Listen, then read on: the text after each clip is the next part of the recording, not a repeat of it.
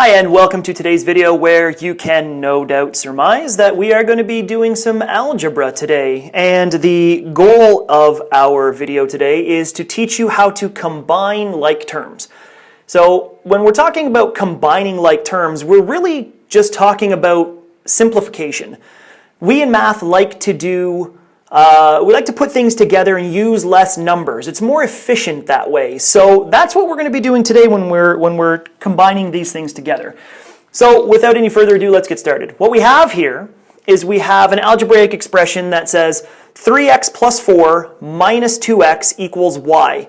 Now if we think about what that actually means, we've got three groups of x, and we're going to be subtracting two groups of x as well, adding four little individual pieces, and then all together that's going to equal a value. This we're not going to touch for this question, so just bear with us. We're only going to focus on this part today. Let me just put that into brackets so that way, just as a visual. So when we're looking at combining like terms, we're looking for things that are alike. In this case, we have a couple of things that are alike. We've got three groups of x and negative two groups of x. So if we rewrote this, we could technically have 3x minus 2x plus 4 equals y. And now we're going to group these things together. We're going to simplify them. It's really essentially just doing the math. We have three groups of x and we're going to take away two groups of x. Okay, well let's visually draw that out for a second. So here's a group of x, here's a group of x, and here's a group of x. It tells us that we're going to be subtracting two of those groups. So let's just get rid of those. And that leaves us with one x, a single x. You could put a 1 there if you wanted to, but it's not necessary. This does represent one x because there's just a single x right there. So I'll put the 1 there just because. Now there's nothing we can do to simplify this part right here. It's just four little extras. If we were to draw those out, they would look like that. And they don't look the same. These are groups of x and these are four little individuals. So we can't necessarily use those in our simplification process. Which leaves us with a new algebraic expression, a simplified one that has less numbers. What we have here is we have simplified and pushed those two things together to give us 1x. We moved this down because we couldn't simplify it. We couldn't do any math to it. And it leaves us with, instead of 1, 2, 3 things that we have to look at, it only leaves us with 2. That's the simplification process. That's the combining like terms. And now you might look and think to yourself, well, wait a second.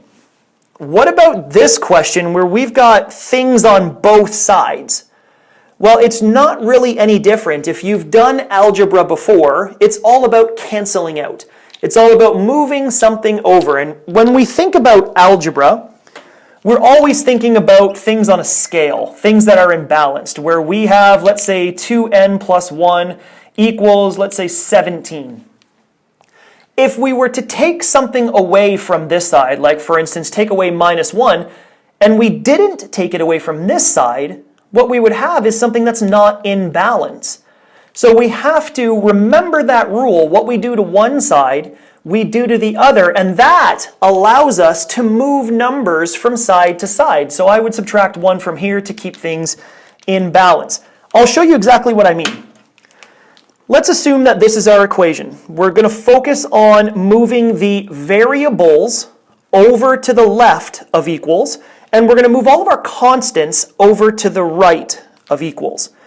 So let's think about that. If we're thinking about moving this or canceling it out, the best way for us to do that would be to subtract 3x. If I take away 3x from this side, I have to take away 3x from this side. And in essence, what I'm doing is moving it over. This will cancel and leave me with negative 4x minus 3x plus 5 is negative 1. I just took that, moved it over here by doing its opposite to cancel it out. Now I can simplify them. I can take and put negative 4x minus 3x together, and that gives me negative 7x plus 5 equals negative 1. And now what I want to do is I want to move the constants together. I want to move the constants, this plus 5, over to the right side of equals. And I'm going to do the exact same thing to it that I did to the variable. I'm going to subtract 5 to get rid of it. That leaves me with 7x equals negative 1 minus 5. I took away 5 to cancel it out. And that leaves me now with negative 7x is equal to negative 6. And now I've just got a one-step algebraic expression that I can use to solve. I can divide by negative 7, divide by negative 7, and get my answer. So let's do a quick recap. In order for us to simplify or to combine like terms, all we need to remember is we're going to put like things together when they're on the same side of equals, like I did here. Take these x's, move them together. It doesn't affect anything. Don't forget that this negative sign right here goes along with it because you're taking away 2x or subtracting 2x, or it's negative 2x. And then once you've done that, just simplify them, put them together, do the math. 3x's minus 2x's gives us 1x. We couldn't do any math here, which means we had to bring down the positive 4. And that leaves us with a two-step algebraic expression. When there's x's on both sides, what we're going to do is we're going to do the zeroing out, the moving over. So we are going to move variables to the left. We're going to move constants to the right. We had positive 3x on this side. We had to get rid of it from this side, so we subtracted to eliminate it. And if we subtracted it over here, we got to subtract it over here to keep things in balance. Then we combined them to give us negative 7x, leaving us with a constant of plus 5. We cancel that out by subtracting 5. If we subtract 5, we subtract 5 over here, simplify them, left with one-step algebra, and we can arrive at an answer. If you have any questions, by all means, go back, rewatch this video, pause as necessary, and if it's still not making sense, leave a comment down below. And thanks for watching this video on combining like terms. We'll catch you in the next video. Thanks.